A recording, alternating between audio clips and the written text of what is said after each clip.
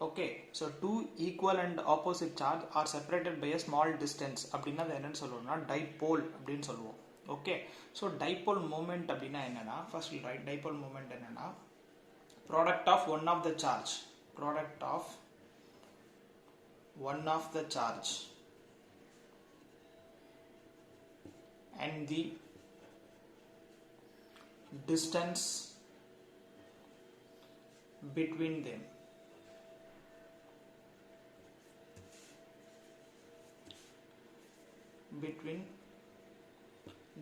Okay, so dipole moment na enna product of one of the charge and the distance between them. So adu eppadi eludrona, p vector will be equal to one of the charge and the distance between them. Okay, so this is what we call as a dipole moment.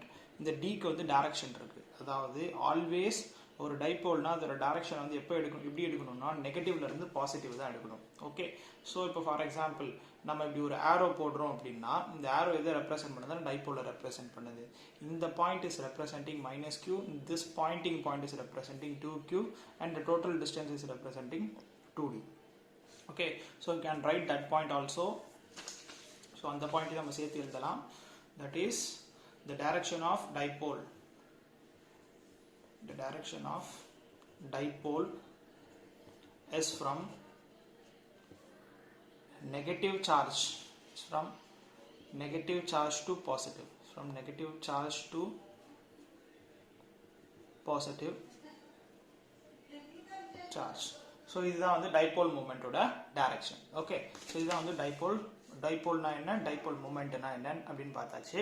Next we are going to discuss about electric field due to dipole in a axial line. Okay, so first next என்ன பண்ண போறோம்னா electric ஃபீல்டை பார்க்க போறோம். So electric field due to dipole, electric field due to dipole in a axial line. So axial லைனில் electric field வந்து எவ்வளோ இருக்கும் அப்படின்றது தான் வந்து ஒரு டைபோல்னால எலக்ட்ரிக் ஃபீல்டு வந்து எவ்வளோ இருக்கும் அதுதான் நம்ம பார்க்க போகிறோம். So it is very simple. So இது வந்து ரொம்ப இம்பார்ட்டன்டான டெரிவேஷன் கூட. ஓகே, ஸோ சே நம்மள்கிட்ட ரெண்டு சார்ஜ் இருக்குன்னு எடுத்துக்கலாம். Say 2 charges.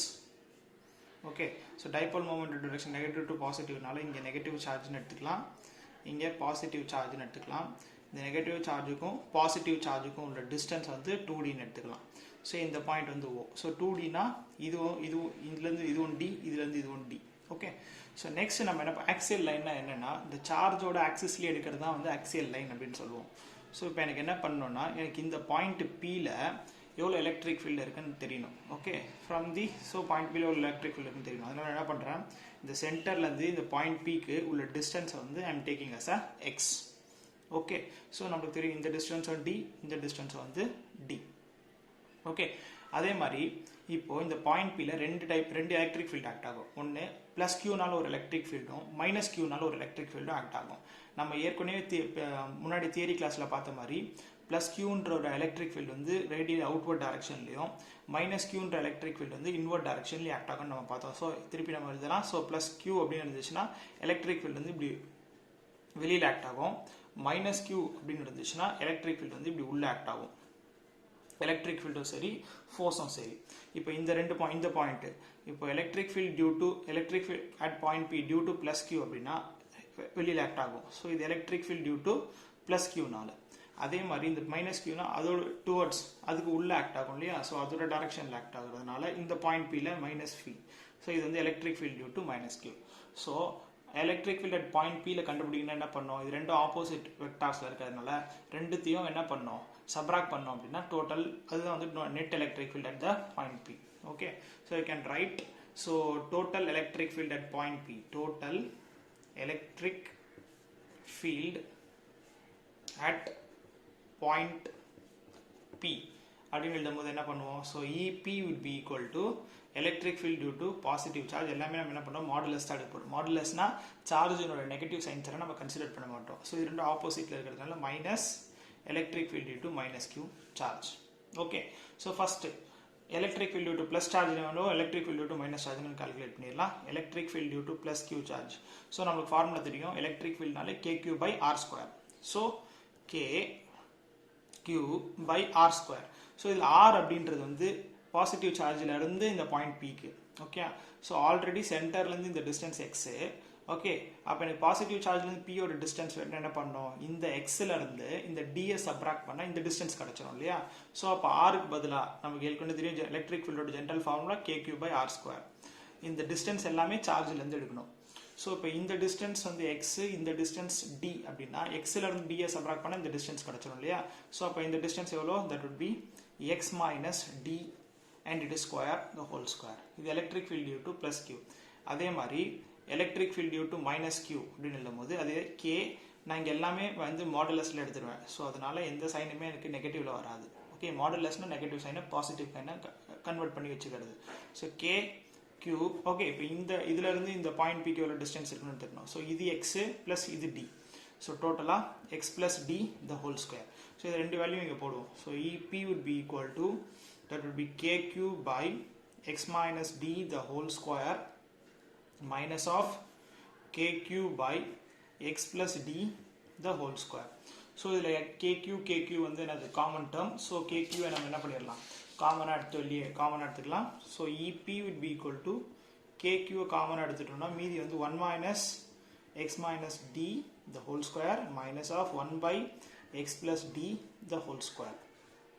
Okay, so the ரெண்டுத்தையும் காமன் மல்டிப்ளை பண்ணுவோம்.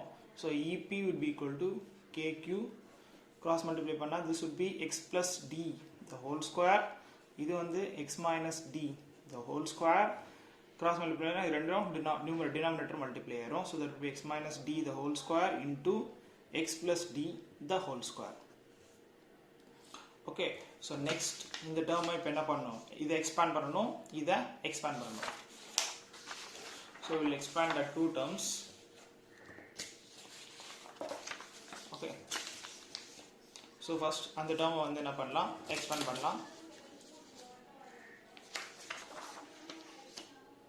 So first expand that term, that would be EP would be equal to kq. Okay, x plus d the whole square expand பண்ணா என்ன கிடைக்கும், x square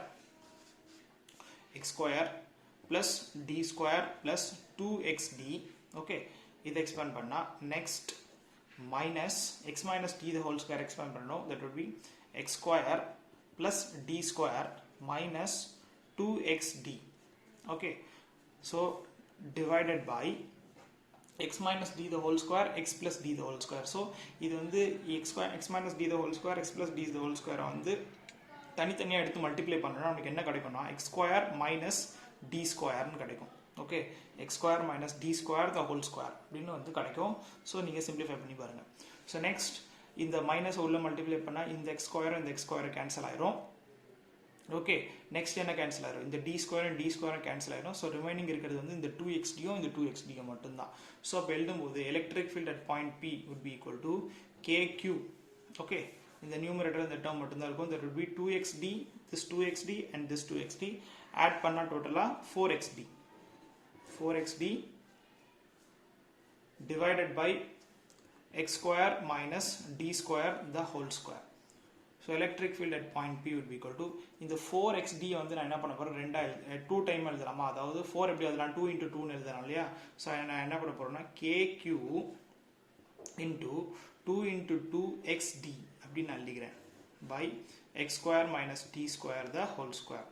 so நம்ம இப்போ தான் ஏற்கனவே dipole மூமெண்ட்னா என்னன்னு பார்த்தோம். டைபோல் மூமெண்ட் என்னது, டைபோல் மூமெண்ட்னா one of the charge and the distance between them dipole மூமெண்ட்னு சொன்னோமா. ஸோ இப்போ இந்த ஃபார்மேட்டை கொண்டு வரலாம். So q one of the charge, so 2 into d. So இந்த மூணு டேர்மையும் நம்ம என்ன பண்ணலாம், டைபோல் மூமெண்ட்டாக எழுதிடலாம். அப்போ பேலன்ஸ் என்ன இருக்கும், EP would be equal to, so 2 வெளியில் வந்துச்சு அப்படின்னா k இருக்கும் அப்படியே. So 2qd that would be p. அப்புறம் இங்கே ஒரு x இருக்கா, ஸோ p வெக்டார் ஒரு x by x square minus d square the whole square அப்படின்னு எழுதிக்கலாம்.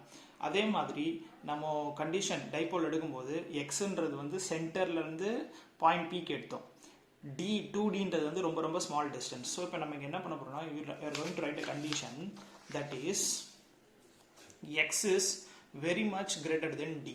கரெக்ட், பிகாஸ் ஏன்னா சென்டர்லேருந்து டி 2Dன்றது வந்து ரொம்ப small distance. So X is very much greater than டின்றதுனால டியை வந்து நம்ம என்ன பண்ணுறோம்னா நெக்லெக்ட் பண்ணிக்கிறோம். அந்த டிஸ்டன்ஸ் வந்து கன்சிடர் பண்ணல. So we are going to neglect that.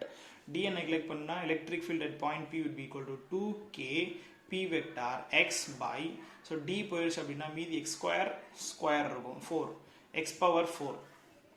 So இதில் ஒன் டைம் கேன்சல் ஆயிடுச்சுன்னா 2k P vector by x cube. So இதுதான் நம்ம என்னன்னு சொல்கிறோம் அப்படின்னா electric field in the axial line. So இப்படி எழுதலாம், ஆர் கேவை எக்ஸ்பேண்ட் பண்ணி எழுதலாம். கேன்றது 1/4 pi epsilon naught. So 2p vector by 4 pi epsilon naught x cube. Okay, so இதுக்கு வந்து நம்ம டைரக்ஷனும் எழுதலாம். ஸோ இது வந்து magnitude form. This one is a magnitude form. So இதுக்கு வந்து நம்ம வெக்டார் ஃபார்ம் எழுதணும் அப்படின்னா we can write the vector form. So vector form would be EP vector would be equal to, so same thing, 2p vector by 4 pi epsilon naught x cube. இது ஒரு direction. So எப்படி இது ஒரு டைரக்ஷனை mention பண்ணுவோம் அப்படின்னா, so இப்போ இந்த டயக்ராமை பார்த்தோம் அப்படின்னா இந்த டயக்ராமில் E plus Q வந்து பக்கத்தில் இருக்குது இந்த பாயிண்ட் Pக்கு. E minus Qன்றது இந்த பாயிண்ட்லேருந்து ரொம்ப தள்ளி இருக்குது. அப்போது இந்த எலக்ட்ரிக் ஃபீல்டு தான் அதிகமாக இருக்கும், இந்த எலக்ட்ரிக் ஃபீல்டு கம்மியாக இருக்கும். ஸோ அப்போ நெட் எலக்ட்ரிக் ஃபீல்டு வந்து towards direction of P. So இந்த டைரக்ஷனில் தான் நெட் எலக்ட்ரிக் ஃபீல்டு ஆக்ட் ஆகும். ஸோ அப்போது இந்த டைரக்ஷனோடைய இதுக்கோட டைரக்ஷனை நீ மென்ஷன் பண்ணணும். எப்படி மென்ஷன் பண்ணலாம்?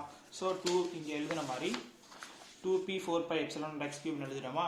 So if I am putting x cap, இது வந்து என்ன இதை ரெப்ரசென்ட் பண்ணுதுன்னா அந்த P-னுடைய டைரக்ஷன், அதாவது எலக்ட்ரிக் ஃபீல்டுனுடைய டைரக்ஷன் ஆக்ட் ஆகுது. ஸோ இதை தான் நம்ம என்னன்னு சொல்கிறோம்னா ஆக்சியல் லைன் அப்படின்னு சொல்கிறோம்.